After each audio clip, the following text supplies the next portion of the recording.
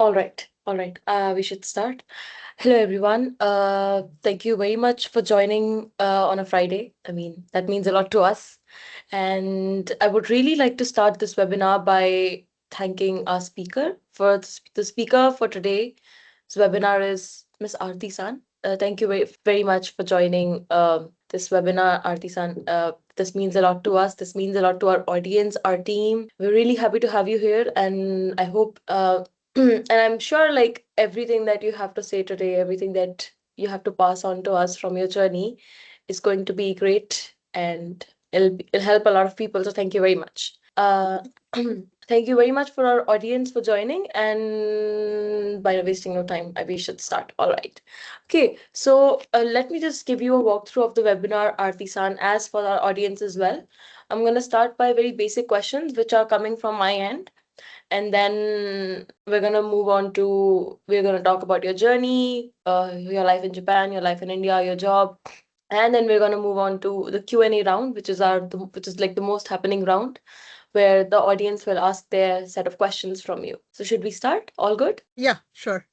All right. Okay. So Arti-san, my very first question for you is, can you please briefly introduce yourself and your journey with Japanese? Okay. So my name is Aarti Das or Aarti Das, however it depending upon where I'm in India. I'm from Kerala, and I started learning Japanese when I was 9 years old. I started like watching anime on Cartoon Network when I was like 6 or 7, and then um, I started watching anime, and one day, like the music for the anime's ad caught my sister's ears and mine, and then we just started like we love music. So our landing point was basically anime songs. And we started searching for the songs, trying to learn the songs. And then I started learning anime like when I was learning Japanese when I was 9. And then throughout the years, I constantly was in that field of being immersed in Japanese. And then I went on to finally do my degree in Japanese language in JNU. And then in between, I came to Tokyo for a 1 year study exchange program. And then now I'm working as a civil servant in Japan, like in Shimane Prefecture in Matsue. That really sounds great and very tiring also. But yeah, never mind. Okay, so what inspired you to learn Japanese? Because there are a lot of languages, and this is something that I've always asked by other people as well, that there are so many easy languages. Why did you choose Japanese? Maybe I because I think like to traumatize myself. But yeah, what was your reason? that is as I said just in my introduction, like music was like the biggest anchor for us. So also being an Indian, there is this thing that it doesn't like matter what language it is in a sense, because we grow up in such a multilingual background. Right. And for me, so it was like when I came across Japanese, it was like I just wanted to learn the song. There was no question in my brain as to like, okay, it was just one more thing. It was just an additional language to what I was already hearing. Because also I studied in Kendriya Vidyalayas. So for Mm-hmm. me, like that also added to the thing where it's like Kendriya Vidyalayas always has a mix of people studying in them from all across India. So that also helped. So, and I think being a child at that point when I started was probably a big thing, because they say that language acquisition is always, easier as a child. Yeah. Um, Right, right. and so it was just, I always had fun with it. There was no ki mujhe karna hai, I need to do it types of situation for me. I was just Mm-hmm. enjoying the whole process, I guess. And I just love languages. I just constantly like to learn, Oh my pick God, up new that is so true. languages. Me too. I mean, because of I already grew up in a very multilingual household. My mom could only speak Hindi, dad could only speak Punjabi. Then I had to learn English from school, learn Japanese, learn Korean by myself. So yeah, it's pretty much same. Really like languages as well. And it's very, you mentioned music. So are you into city pop or anything? So city pop, like I think city pop came into my life way later. Like it's because it regained that traction in the recent years Yeah, when I have real. already kind of shifted away from Japanese music. But for me, it was a lot of anime. The anime songs are constant. That's like, I think, the biggest genre in terms of Japanese music for me. The next would be like not idol music. There are specific artists that I love. City pop is Hmm. something that I absolutely love. Also, but I am into a lot of indie and math rock kind of thing. Wow. Be it Japanese or be it Korean, I actually listen to a lot of indie artists. Uh-huh. Um, and my friends also share, because of like that common thing, my friend also shares a lot of that kind of music with me. So that's, I think, the currently the most, the biggest genre Right. otherwise. Right. All right. Okay, so did you always plan to build a career in Japanese, or were like, no, I'll do this, and somehow you landed at Japanese? No, I think so. My mother used to tease me about this at some points. I was after like 10th standard starting to become kind of in that kind of brain where I was like, yes, I want to do something with Japanese. And I was an art student. I specifically avoided science because I could not be bothered with any kind of mathematics in any form. But the teacher at that time was like, and I also told my teacher who was trying to register me into science because I did have enough brains for it, but I just couldn't be bothered.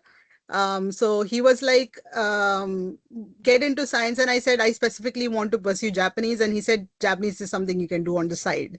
But I Mm-hmm. think that desire was like becoming stronger and stronger.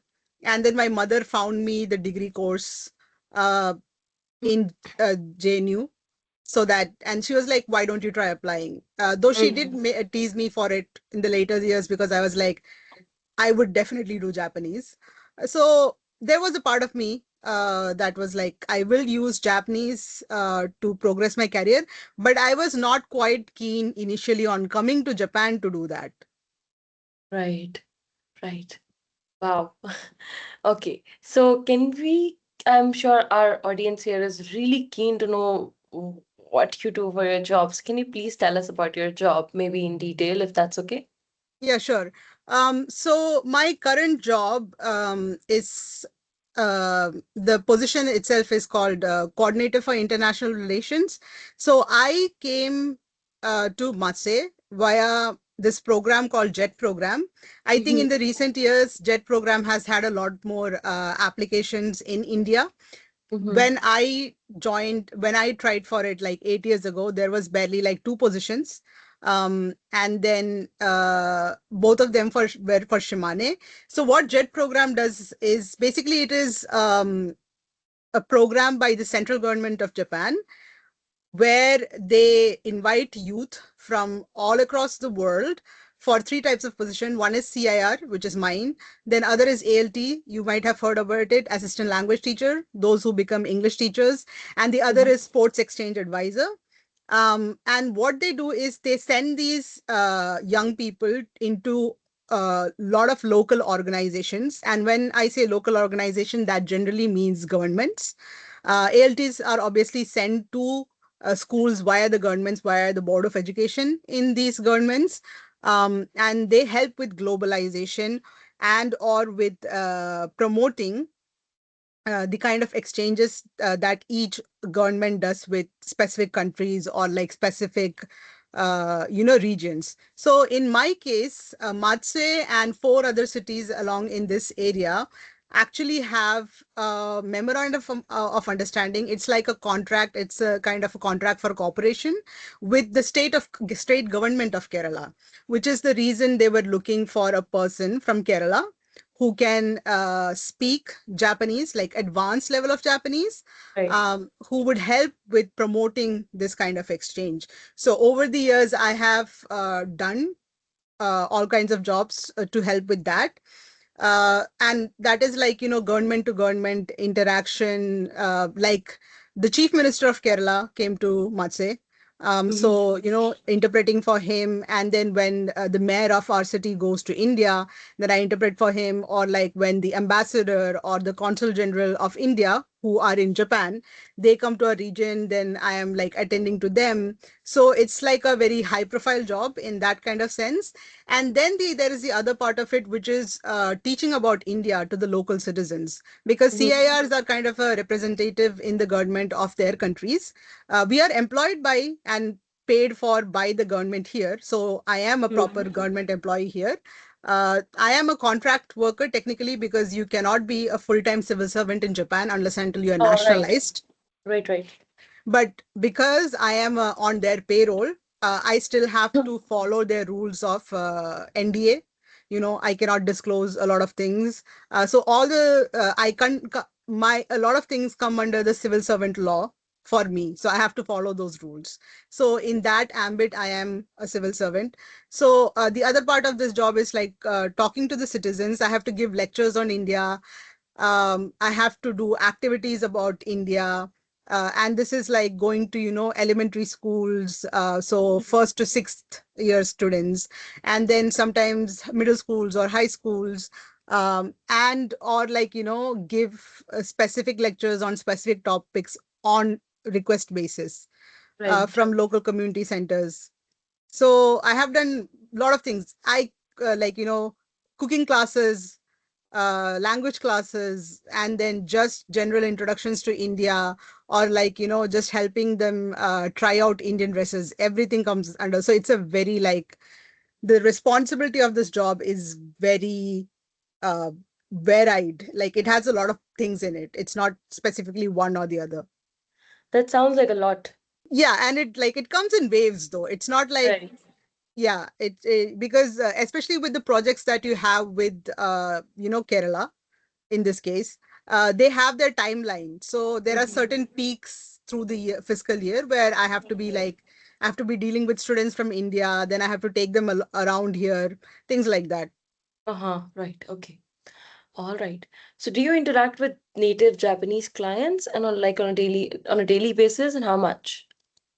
Yes, I do. So one of the biggest things that we do in our project with Kerala is that there are three universities in Kerala which have tie up with the university here. So we bring students from there to do internships in companies here. So, Mm-hmm. so in those terms, my clients are like Japanese companies here. I have to be in constant touch with them, Right. and then I have to help them with the integration of Indian people, and then helping them with how to do the internship. So I'm like, Right. yeah, it's like an everyday thing. There is something or the other where I have to talk with them about. And also, so in where Matsue city is considered, other than me, there are people from 5 other countries who are CIRs, but all of the other five are in one office, and I am in one like a single office with just Right. Japanese colleagues. So Oh, even if it's just simply, taking picking up the phone and just talking with their clients, or like, dealing with that, I would say technically all of my clients are Japanese. right. Okay. Right. So what cultural differences have you noticed in your workplace? I don't know if you've ever worked in India though. So have Um, you? No, like the only time I worked in India was I was a Japanese language teacher part time Right. while I was doing my MA in Japanese for a year. So the hierarchy therein was very similar to Japan, but bureaucracy works different. In Japan, in many obviously, like even in India, because I have to deal with Indian government officials too. Right. Um, there is there is a lot of hierarchy that you have to deal with. It's always what will the higher up say, that kind of thing, especially at the level that I work, because it's very like, I have the things that have to be decided for the things that I do is literally it has to be decided by the ministers. Mm-hmm. So yes, the hierarchy part is very similar in many cases, but at the same time, bec- how do I put this? This is a bit complex to say, but Mm-hmm.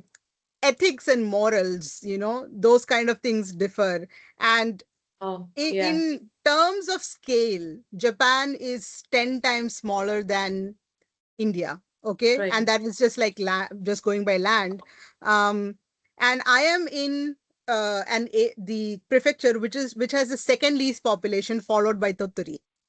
Mm-hmm. Uh, and what happens is that your distance with the citizens get closer. It's not like even the mayor, who is like the top in the city, he is very visible to the citizens. My work is very visible to the citizens. So there is this moral part where it's like I am using their tax money, and I'm very very liable to answer for that, which in India is also the same. But like in India, because of the population, the density, the higher ups can run away easily. um and I don't like, people don't have to answer for some things the way that Japanese people answer for things. The other thing is, they like to prepare for everything, and then the flow of everything is pretty pre-decided. So if I were to have a webinar today, like, like this, the not only the schedule is decided, but sometimes if it's like not a webinar or like a seminar and an event, sometimes even who has to answer how is decided at times. It's not free, like, they want at least 98% to be decided before like putting something on the go, as opposed to. So I have heard my Japanese colleagues say this, that Indians say yes at 10 or 20%. Japanese people only say okay to some, say yes to doing things when they're sure that like they're at least 90 to 95% sure. Right. um and we have discussed about this. The fact, the reason behind that is that Indians, like, it is such a highly competitive environment in India. Anyone can replace you. That's how much Right. the population is, and that's how people are, like, that's how much, like, we're struggling to do that. Mm-hmm. So in Japan, because of the lower population and things like that, they want to be certain, and they're very averse to risk. They don't want to take risks so much. So they try to decide or like see, research things very well before they step into something, at least in the area that I am. Tokyo, Osaka, the big cities may be a bit different. There might be a bit more aggressiveness to that. But comparatively, in terms of rural areas like mine, it is a bit different. Right. All right. Thank you for explaining that. Uh, so now, how is working in the Japanese government sector is different from working in a private sector? Um, Any so take? um, the thing is, this again relates to what I said earlier about morals and ethics. We are very much answerable to you know, the citizens. So private companies, they have more freedom, obviously. The government is supposed to support at all times, and they're very, very answerable to the citizens. And the way, if there is a complaint or creme, as they say in Japanese, they, tend to try and answer every single one of it. And Right. like, even one person's complaint can be a big thing. Like in India, if it's like just one or two people complaining, then sometimes it's like, ठीक है एक दो लोग हैं, it doesn't matter, it's like it will go away at some point. But there Mm-hmm. is this kind of feeling of that you want to try and answer them as appropriately as possible Mm-hmm. before pushing them away. Private companies are also like, there is that kind of part where they are answerable. But obviously, like, private companies have their own systems. So the thing with Japan, and this is regardless of private or, but in some ways the government is more strict about it. It's called kankatsu in Japanese. If your division is doing something, and if they're answerable for something, they will answer it. But the moment even a single question feels like uh, it's not the work of their division, they will instantly be like, okay, this is not for us to answer. They won't be like, let me think about it, let me, just maybe search this up. They're like, okay, you have to go somewhere else to get that answer, we cannot provide you with that, and they stay on that stance. Uh-huh. Yeah. Right. All right. So, very interesting question. Was being a foreigner an advantage, a challenge, or both during the recruitment process? So in terms of recruitment process, the thing with a JET program, which is what I initially joined, now I'm a direct hire. Um, the thing was there already, it is made for foreigners.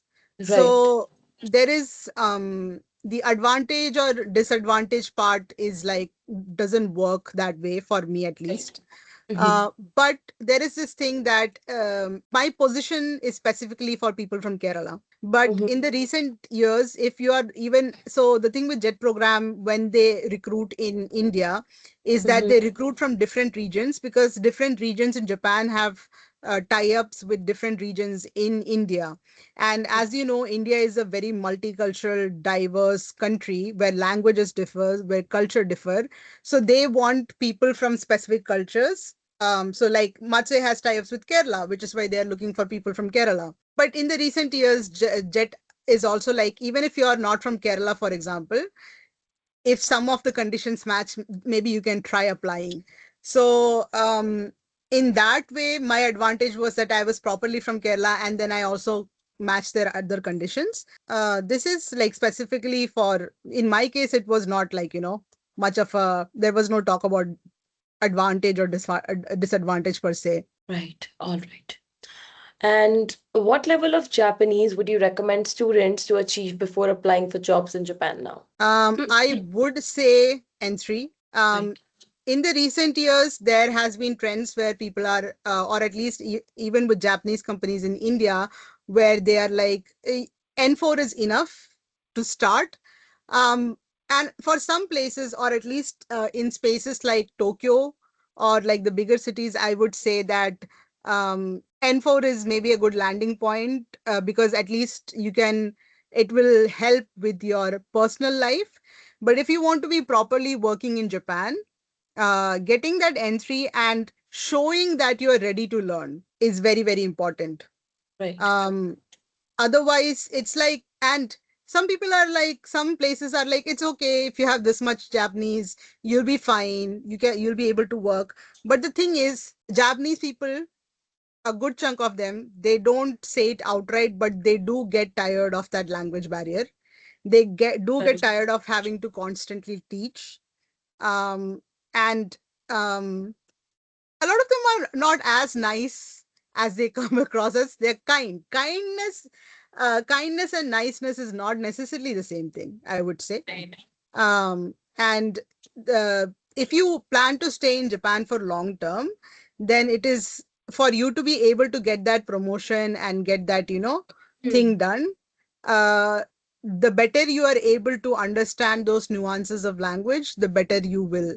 I think when it comes to work, even N4 is not even enough to work in India, let alone Yeah. Japan. So, Yes, there was a point in time, like a few years back, when yeah, when, recruitment started at that level right. because originally it was always the minimum was N3.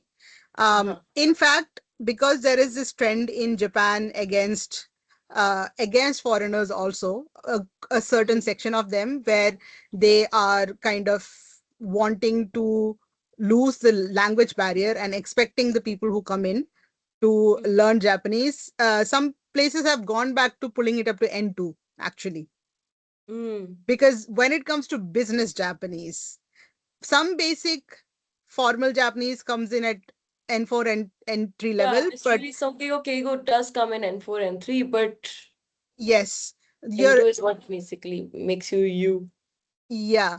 And then it is at that point that you are able to deal with all different kind of sectors or like, business lingo and more business nuances too. Because again, Japan already there is a lot of read in between the lines culture, which is already tiring as it is. But then in business, it that becomes like twofold, threefold, and then there's other things there to be taken care of. So yes, the higher you go or the higher you show that you are trying to go, the better support you will get. And now the Japanese government, especially for service sector and sectors, people who have to deal directly with Japanese clients, Right. have pulled up the regulation to N2. Any white collar job you need N2 now. Yes. And in fact, the thing with the current government is that It is all in the writing of your contract technically. Even if you are a Mm. system engineer, if you if your contract states that you're going to be discussing stuff with their clients and stuff, then again you're going to get stuck. Then it's not going to be limited to white collar jobs. So it is, even with my program, we are like, because we have interns, and the end aim is for them to come and join our region in the companies. So it becomes a big issue. All right. So we're down to our last question from my end, at least. So Mhm. that question would be, if you could give one piece of advice to all our viewers over here, what would it be? It would be to immerse yourself regardless of whether you understand Japanese or Japanese culture fully. If you are in the stages of studying now, for me, I'm 30 years old now. I started when I was 9. It's 21 years at least, okay, with my interaction with Japan, and that has come in many forms. But because I did it in a manner while enjoying myself, enjoying yourself is other thing, like, learning Japanese is difficult. It is often traumatizing, but at least find one aspect that is, fun for yourself, um, because that will keep you interested in the language. The other thing is that even if you don't understand what you're hearing, even if you don't understand fully the nuances of what you're seeing, try to immerse yourself in that, because that improves your language and cultural knowledge a lot. But you have to obviously research and back it up. You can't just be like immersing and be like, okay, I'm just, oh, that's what I saw in anime and drama. That kind of, you have to be careful with it. But like, my advice would be to immerse as much as possible. Right. You don't have to wait to, understand to a certain level to kind of start doing the next thing. Thank you very much, Aarti-san. I think that was one of the great advice I have heard. Right. So, yeah, that's it for my questions. But before we move on to the Q&A round, I think the audience needs to know who we are and what we do and why we do it. So I'm just going to take like 5 minutes and then we can move on to the Q&A section. Meanwhile, all of you guys can write your questions in the chat box and listen to me as well. All right, we're Yoisho Academy. We're an educational institution. We are dedicated to provide high quality Japanese learning programs. Now, what do I mean when I say that? We're not just here to make sure that you get your JLPT certificate. Yes, that is a priority, but we also want to make sure that you are able to achieve those written and verbal skills. Not everybody who has the certificate can read or write or speak Japanese, but we want to make sure that our students they can. And now what do we provide? We have a very set curriculum. We start from the very basic levels and we go to the boss levels very slowly, but we make sure we maintain a certain pace. There is structure, but we also make sure that we are not providing you with boring lessons. We have extremely qualified instructors. We're all N1, N2. I'm myself N2 level. I wouldn't say, yeah, I'm myself N2 level, and some of our teachers they also live in Japan. So yeah, you might be getting first-hand experience over here. There's proper assessment and progress tracking. We make sure that we're giving you regular quizzes, assignments. We're making sure that you're not burdened कि बहुत ज़्यादा नहीं हो रहा है, लेकिन we make sure कि practice on a daily basis हो रही है. And at the end of the day, end of your course, when you complete your course, you get a certificate to prove that you've done it. There's flexible scheduling. We have day batches, we have afternoon batches, we have evening batches, we have like night batches. Abhi after the webinar, I'm gonna go and start teaching from 8 to 11 p.m. So yeah, that's great for me and for you guys as well. And let's say one day you just end up missing a lecture. That's not a problem. You can just go ahead and watch the recording because we also provide that. Very standard course offering. We don't want to keep 30 students in one batch. There's just like very small chill batch, 14 students in one batch, and if you're ever stuck on something you can always ask for doubt sessions. Now there are a lot of institutions out there. What makes us different, you may ask? Great. So we have a highly interactive learning system where we try to initiate different types of activities. For example, if I have to talk about myself as a teacher, I make sure that my students are being in touch with the language except the study part that we do.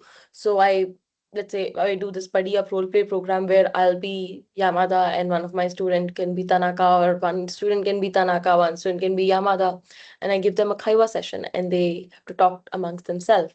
I take interviews in class, I take Kaiwa sessions in class, everything. So I just make sure that except for the language part, the study part, we are also doing this. Very practical Japanese, yes, you can earn your certificate, and that is very important. But it's very important to be able to know कि office में कैसे बात करते हैं, travel में कैसे बात करते हैं, अगर आप 7-Eleven जा रहे हो तो आप वहां पे कैसे बात करोगे, राइट? आप किसी से रास्ता कैसे पूछोगे, एंड सो ऑन. ये बहुत छोटी छोटी चीजें जो बहुत छोटी लगती हैं but are very important. We make sure that you know this. A very supportive learning community. We have a, you can always hit us on WhatsApp whenever you're stuck, and you can also come to our anime events, cultural events, if you want to meet us in person. We have watch party and Kaiwa sessions. This is done by one of our very amazing colleagues, Siddharth, and he does these watch parties where you guys can watch movies with him, and Kaiwa sessions where you can improve your conversation session, your listening, speaking skills in a fun, relaxed environment. This happens, I think, every Thursday. And then we also have a free Hiragana Katakana course in case people who don't know what Hiragana and Katakana is. These are two of the very basic Japanese scripts, and this is a free course. You can scan the QR code or you can take a picture of this, scan it later. Once you complete this course, you'll be able to read and write Hiragana and Katakana. You'll basically become a master of these basic scripts. And you can join our demo session, which is right on 24th of August, completely free demo session. You don't know how we are, but you want to take us up on that test. Feel free to join this. You can scan this QR code, and yes.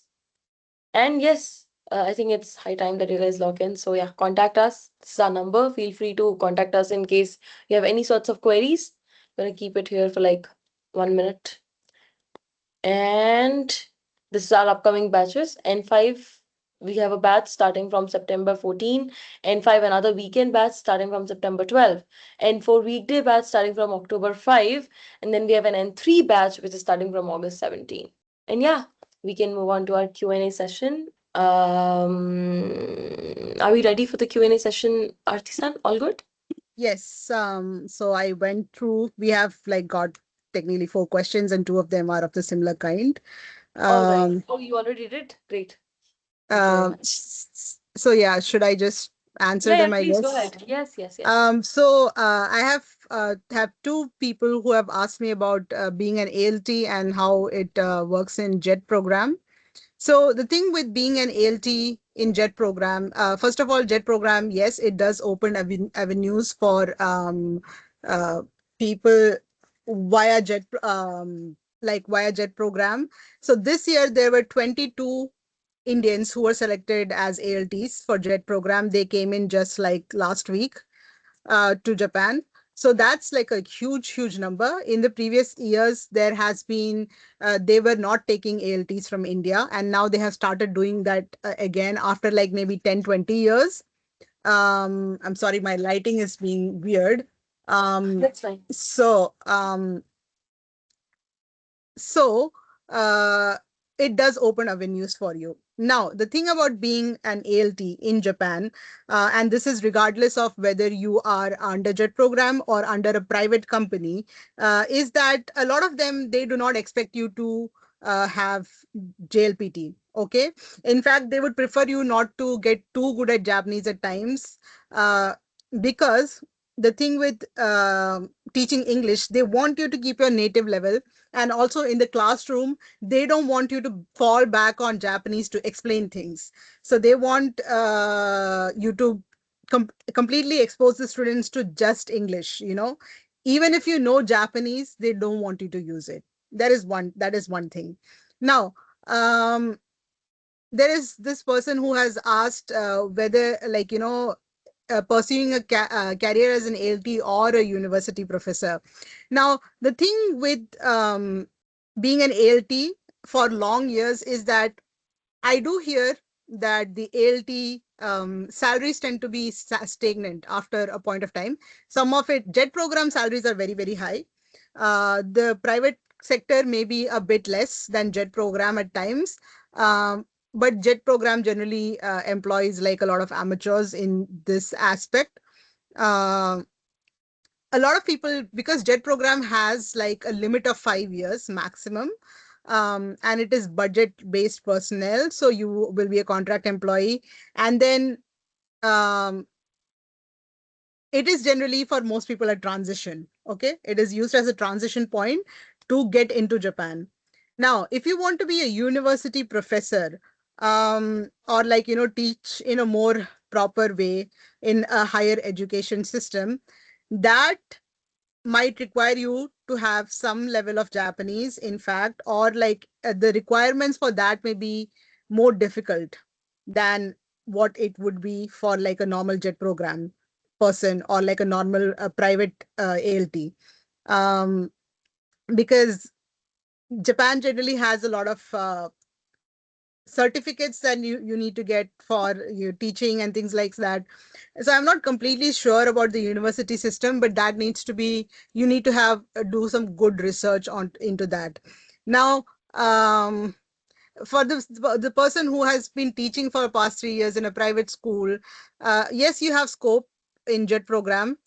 JET program, invites both professionals and amateurs, so having a background is always great.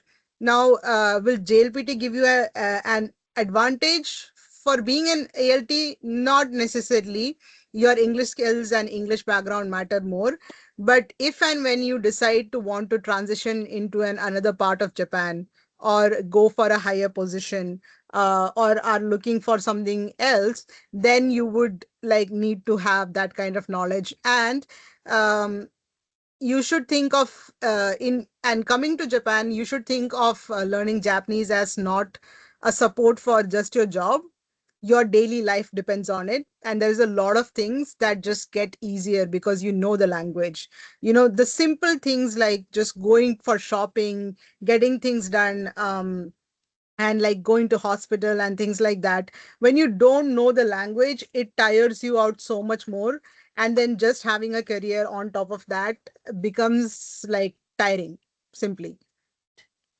All right. We have another uh, question, Arti-san. This is a very good, very new question for us. What are the mhm. scopes of social work and sociology in Japan? Will we face racism in Japan? Oh, okay. So that is so that okay. Facing racism in Japan is it's very nuanced. Sometimes racism hits you and you don't even know it, Mm-hmm. frankly. So would I say there is like outright racism that happens sometimes? Um, but at the same time, uh, it's not necessarily something that you come across constantly. But I would say there is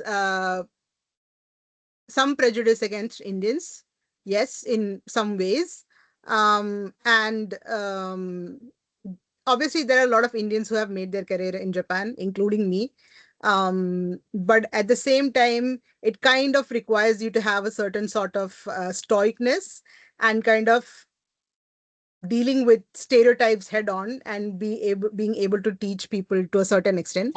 Obviously you don't have to do beyond a certain level, but yes, sometimes there are like some issues, I would say. But as I said, sometimes racism hits you and you don't even know it. It only comes to you like later. And other things is simply like they people having issue with the amount of smell that comes from your cooking, and like how you live your lifestyle as opposed to your work. And then work ethics, the other part is work ethics. because I because the government and the kind of job that I have to do, Indian side can often be slow, very selfish. um, the same goes for Japanese in some terms. So I tell the Japanese people when they are being like too much. But also the Indian side sometimes tends to drag it. So there is this thing that I have to deal with where it's like, yeah, well, Indians are always like this. They will cancel on the meeting again. They will come like late. So if you want to prove that wrong, then your own lifestyle has to be kind of matching the Japanese one a bit, so that you like, there are good parts to be Indian, but then there are stuff that you just need to flip on their head and be like, no, I'm not going to allow you to say that about India, or at least about me, but that has to show in your behavior. Right. All right. I have a 2 year gap. I have a gap of 2 years after 12th because of NEET, but right now I am doing BBA in international business. For my Mm-hmm. master's, I want to apply for MEXT. Is gap going to be an issue for that? I don't think it should be a big issue. I think they will ask you probably what you were doing. But the thing with next for masters is it's quite dependent upon your research proposal. And if you're trying to get into a master's program which does not, depending upon the university, they don't necessarily have an English program, and there is a lot of these places that don't have an English program, which means that you will need to have a good level of Japanese. For master's program, they actually ask you for N2 or N2 minimum or N1 for a lot of these programs. So that needs to be considered. A lot of people need to understand that even if you're trying to apply for the Gakubu version of like MEX, because I'm seeing in the chat box questions regarding that. Um, yes, having if you are going to do study abroad in Japan, like a normal student, like a 4 year program, 2 year program for masters and stuff, unless and until your college provides with the program in English in some form or manner, or their professor knows English in some form or manner, and even if they do, at the point of entry, a lot of these universities tend to ask you for N2 or N1. So you may want to start preparing for that. But it's very dependent upon the conditions of MEXT, because MEXT also constantly changes the contents, I would say. So you have to keep up in with that online, check the embassy sites, uh, the Japan Foundation, those kind of resources have to be used very well. Um, uh, for those who are asking if N2 level is enough to survive the university life, yes, it is. I would say you would do quite well if you have N2 level, because that will give you the ground to be able to study the Japanese text material as is. That is very important, because you should be able to, the level of the course material, you should be able to understand that. Having that N2 base will help you with that. Um, Oh, Prerna, you are muted. Sorry, thank you very much. I have completed my 3 years of undergraduation and want to go to Japan for masters through Mhm. scholarship, but they require 4 years undergraduate degree of masters. Is there Mm. any option for this situation? Um, oh yes, like that is the thing with Japan, because yeah, uh actually I have not recently come across a case where I can give good advice on that. I would say that sometimes it's just showing them that the amount of credits that you have taken is, equal to what they require. So that part needs to be checked. I'm so sorry, I cannot answer that well. It depends upon the university, and how they do go about the rules on that one, because there are people who have done bachelor's in Japanese, at least in my university, and then they go for next in their masters and things like that. So that part is a bit tricky. There is no, I won't say there is a loophole to that, but there might be, they might require you to do one more year in some other manner, um, or something else. So that needs to be checked with a proper authority, I would say. Right. All right. I want to know about the skills needed right now to get a job in Japan. Hmm. I would say there is a good demand for people who are from the science sector who can speak Japanese. One of the big things that they are looking at is care workers. Um, from from across the world, but there's a lot of people from the Southeast Asia. Um, and so, with regards to what skills are needed right now to get a job in Japan is very sector specific. Like, what sector are you thinking about? What is your skill set is Right. also very important in that conversation. And then on top of that, because I'll tell you, for example, for people like, so we have had this recently had this intern who joined as an intern at a water and electrics company. And then he was a master's student, so his was a more defined uh, specialty. But the thing is that, for example, if you want to do electric in Japan, you need to have a certificate, the written exam for which is in Japanese. Even to touch a socket and move it around, you need that certificate. Otherwise, you cannot do that job. So, for the person who asked that question, if you could just be more specific about what kind of sector you are looking at. Having a Right. baseline in Japanese in any form or manner is would be great. Because while they want a lot of foreigners, there is also this thing that because their own population is dwindling, they have not many people who are getting jobs in Japan. They don't want to mentor people. Okay, let me be very clear. This is an issue we face when we ask companies to take interns. They are like, we don't have the personnel right now. Help mentor the person who is incoming. We don't have time or resource for that because that persons need to do their own job. So the more dependent you are in Japan, the less they prefer to take you in some cases. Next question is, I have 5 years of work experience in corporate social responsibility in India. What would be the best pathway to step in sustainability sector in Japan? Okay, sustainability is like a very big thing going on in Japan right now.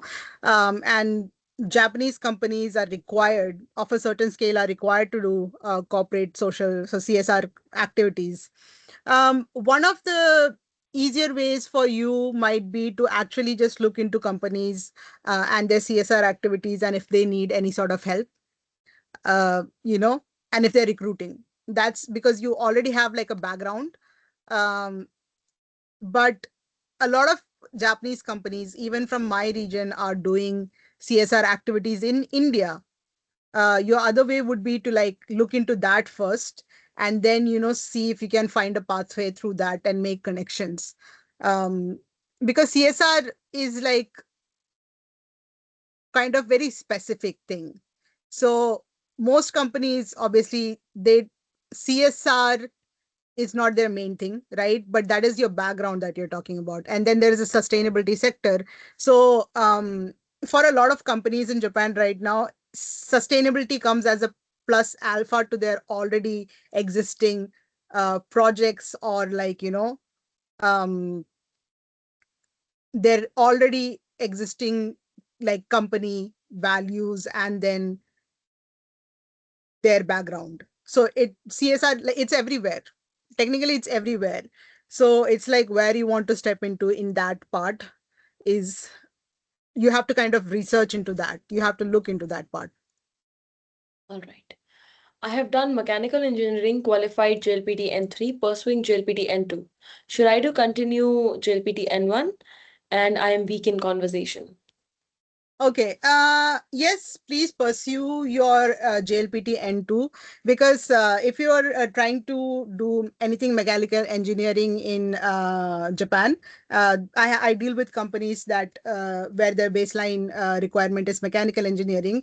There is something called Shiosho. You should be able to read the requirements in Japanese. Mhm. So for that, having N2, N1 is good, because and again, JLPT only covers the It doesn't cover sector specific words. Once you have that base, then you'll have to start looking into texts which is related to mechanical engineering or other related areas, so that you can start building up the vocabulary in those terms, and the kind of phrases that they use in that. Because I have interpreted for those kind of companies, and that requires a separate effort on its own. Having JLPT N2 and N1, great. And as far as your conversation, being weak in conversation, there is two things to it. One is finding some time and person to practice in some way. There are a lot of resources for that, including Yoisho Academy, I believe. The other part is, you have to listen to Japanese. Um, the biggest thing, and this is something I used to see a lot in my university myself, is that people wait to understand Japanese to a certain extent before they start listening to Japanese. And how it relates to conversation is that your listening to Japanese gets you used to that sound of natural Japanese, which will in turn help you converse. So your all automatically your conversation gets better. I will tell you that I started speaking Japanese when I was in 10th standard. Okay. And that's purely by listening. I could understand Japanese a lot. Your conversation is also weak because you're not, I don't know how much exposure you get to Japanese daily, but your brain has to input those sounds, and for that, so you can pick up Japanese people's conversation instantly and catch the flow of the conversation. Uh, I've completed my bachelor's degree and I have learned basic hiragana. I want to do my master's in IT in Japan through a scholarship.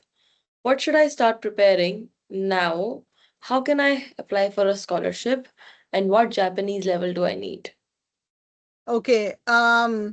So if the good thing about IT sector in general, if you're trying to get in, if you are trying to get into a company, the good thing about IT sector is that, even if you cannot speak Japanese a lot of it is on the computer, so you can still communicate comparatively easier, which is why even the program that we do around here is IT sector based. Now, as far as getting masters in IT is considered, so this is for any people who are asking for masters, about masters in Japan.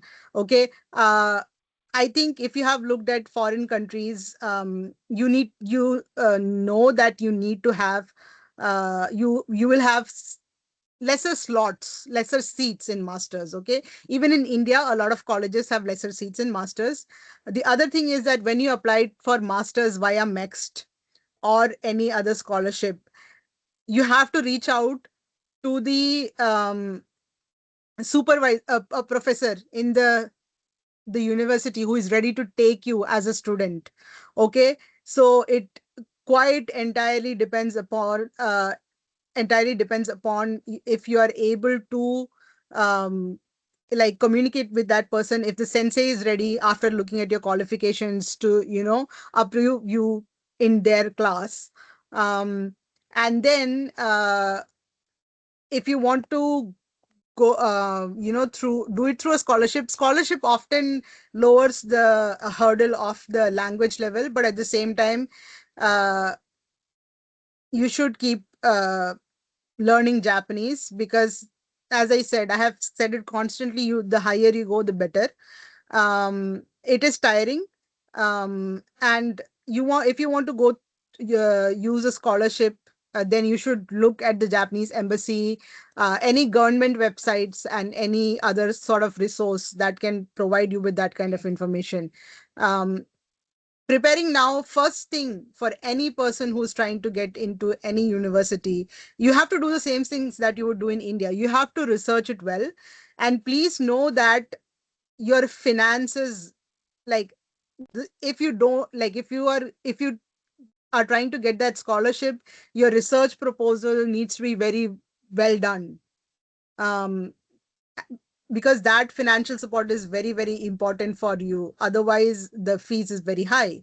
um, so if you want to do it through a scholarship, uh, you need to prepare like all sorts of things. It's not one thing. The first thing would be like, where in Japan do you want to go? What kind of, I you said masters in IT, but that is also very diversified these days. And masters is more specific.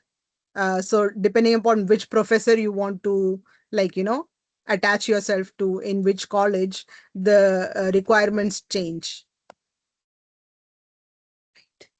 All right. And I think we're just gonna be able to take our last question because we are out of time. Mhm. What are the scopes of social work and sociology in Japan? Do we have NGOs in Japan? And do they promote social services? And what's the poverty rate in Japan?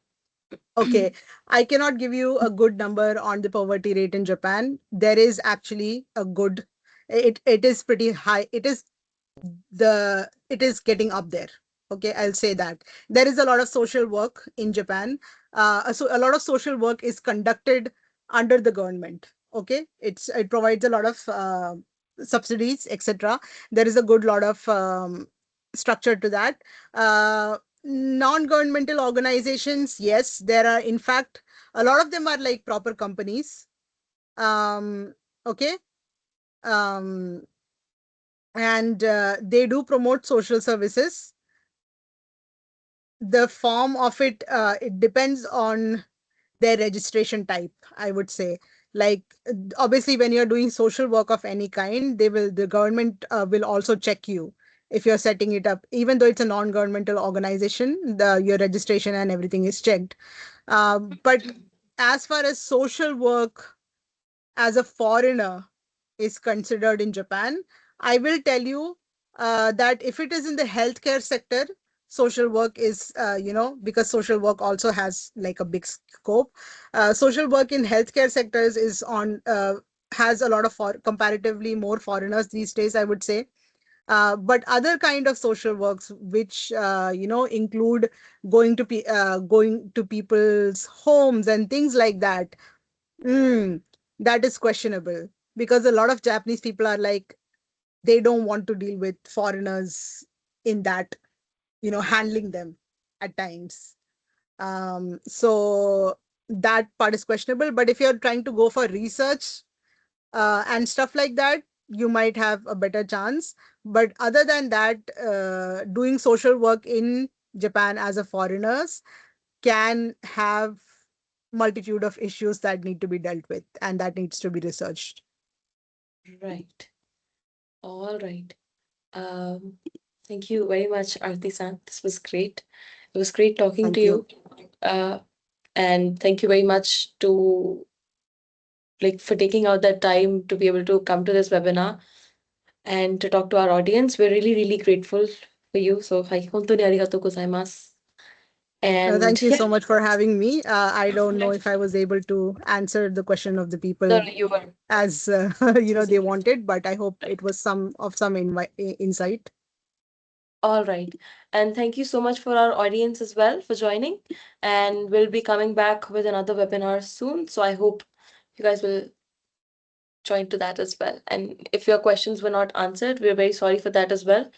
We are on a limited time crunch here, but make sure that you come to the next event, next webinar, and bring your questions over there. Thank you very much, everyone. And I'm just going to end the event now. Thank you very much, Aarti san. I hope you have a nice day, Thank nice you. night. Thank you very much. Bye Yes. bye.